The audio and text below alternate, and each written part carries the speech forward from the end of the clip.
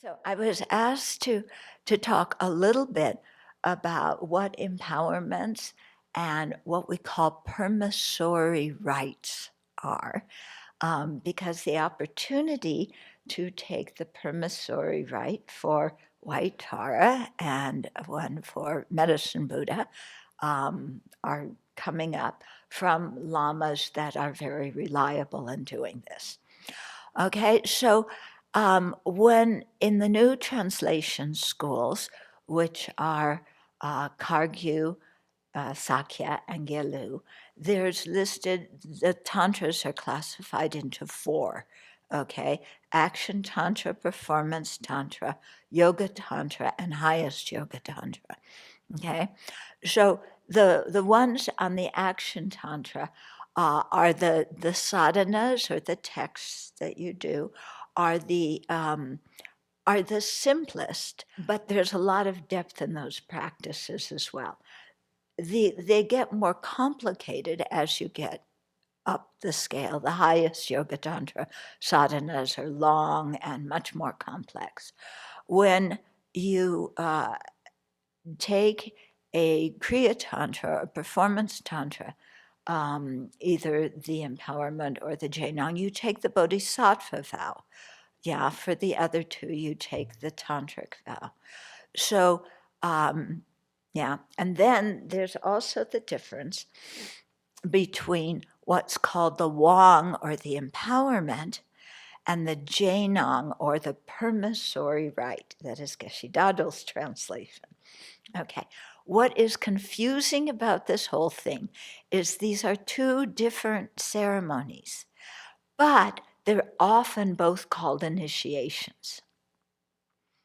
Okay, so that is what is confusing. So it's always good to ask, is it a Wang, or an empowerment, or a permissory rite, a Jainang?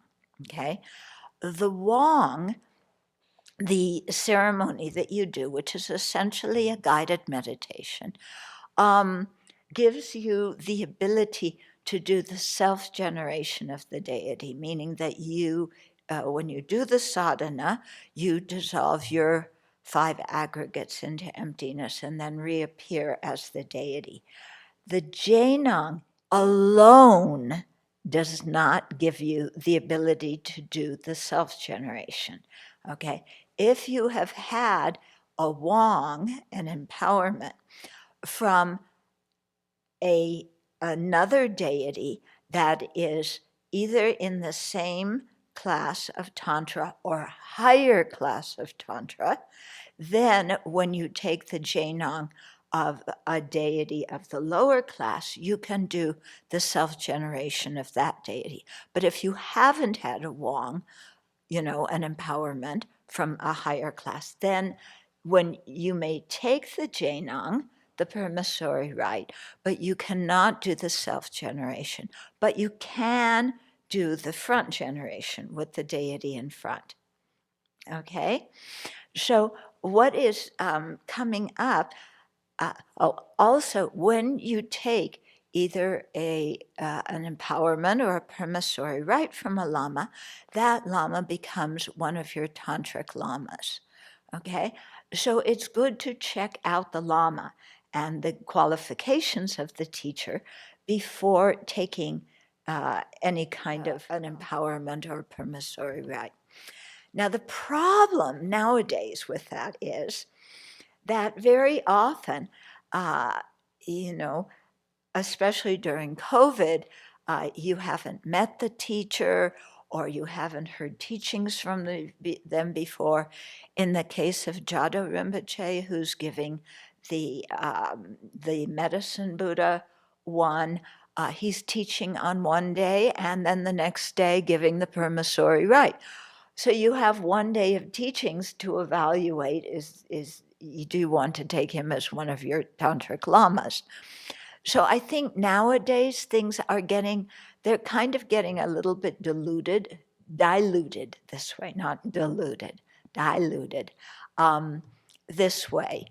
But it seems to be the way many things are done because many of the lamas feel that it plants good seeds in somebody's mind to do this. When it's done with the Kriya Tantra Jainangs, then I think that's okay, as long as the person wants to take the Bodhisattva vow, okay? If they don't want to take the Bodhisattva vow, if they don't feel ready to do that, then they shouldn't do either a action tantra empowerment or an action tantra permissory rite. For the highest yoga tantra, I don't know how often yoga tantra things are given. It's mostly seems to jump to from Kriya to highest yoga tantra. But for the highest yoga tantra, then you also have the tantric precepts, and you have other commitments to the 5 Dhyani Buddhas. And so you want to be very careful then that you are really ready to assume those precepts and those commitments. Also, very often the lamas will give a commitment to do a daily practice, okay? When they're doing, let's say, a Kriya Tantra, an action Tantra permissory rite, usually they just say, do a mala of the mantra every day, or do 20 recitations of the mantra every day.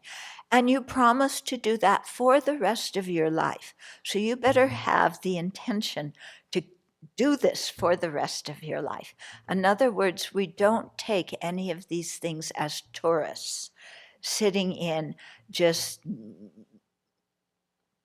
because it's kind of an exotic thing to do, okay? Although many people, they walk into their first Dharma teaching in a center, and it happens to be, an empowerment or a permissory rite, and everybody says, oh, but this is a special opportunity with a high lama, you better go in there and take it. And then people are sitting there, they don't understand everything, except at the end, they hear that they have a whole lot of vows and commitments, and then they go into crisis and say, I didn't intend to take any of this, okay? If you were not aware when you took the vows or the commitments, you did not take them. But if you didn't take them, then you also did not receive the empowerment or the Jainang. So don't think that, oh, I didn't take the vows and commitments. I don't have to worry about that, but I can still do the practice. No, okay, yeah. Even in terms of the Kriya, the action tantra, if you haven't had even the permissory rite, it's okay to do the practice. You do the front generation, yeah, similar to as if you had received the permissory rite. Okay, is that kind of clear? I know there's a lot of different categories and so on and names, but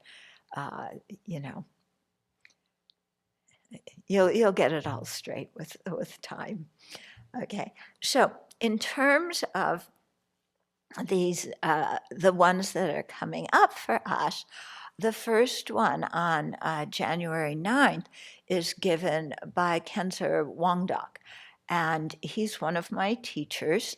He's the former abbot, one of the former abbots of Namgyal Monastery, which is one of the monasteries right near His Holiness's residence, okay? And so I met him back in 1990 and received some teachings from him. And he's also been to the Abbey a couple of times. Yeah, and then his health, he has kidney disease, so he's on dialysis. So he can't come out here. But I spoke to him, or rather as translator, with him sitting in the room because he doesn't speak English. a few weeks ago, and then I learned about the white Tara, Jainong, and I thought that would be nice. It's for people who felt ready and who wanted to take it, to take that. It's a nice practice to do, even if you just do it very quickly, to do it every day. White Tara's specialty is long life, and like all the Taras, her specialty is to clear away obstacles. Yeah. So it's very nice. The second one by Jado Rinpoche is on January 29th. Okay. And so Jado Rinpoche, I haven't met, he's not one of my teachers, but I've seen him around Dharamsala a lot. He is another former abbot of Namgyal Monastery, the monastery that's very close to His Holiness. So, and I have friends who have taken him as one of their tantric lamas, and Sutrayana Lama too, and they say he's very, very good. So I don't have any qualms about referring him to you, either of these lamas, even though you haven't had much of a chance to get to know them beforehand. We have the tapes of Khenzer Wangdok's teachings, so they can be made available. Jado Rinpoche has never been here, but I imagine that there's recordings on his teachings on the web. So if you want to, kind of listen to him and see. But they both teach, completely in accordance with the Buddhist teachings and are scandal-free, as far as I know. Okay, so I think that's okay. Any questions? Yeah. And some of this is in the context of Safe 1B and some of the questions that come up there. Could you clarify the difference between, for instance, doing the Medicine Buddha practice, as most people will be starting it, for instance, for retreat from afar without the Jainong, versus then doing the practice having had the Jainong? The Jainong. Okay. The Jainong introduces you to the deity, so it makes a connection between you and the deity. Okay, so that connection helps. Yeah. But many people already in their hearts feel a connection with Medicine Buddha. Oh, one other thing I left out when I was talking about the highest Yoga Tantra, which neither of these is that you very likely will get a commitment to do the practice every day and recite a certain number of mantras, and or a commitment to do the approximation retreat. Okay, so there's often a retreat commitment with it, and there's the daily commitment to do the 6-session Guru Yoga. Okay, so there's a lot that comes with that. That one's really a big step to do.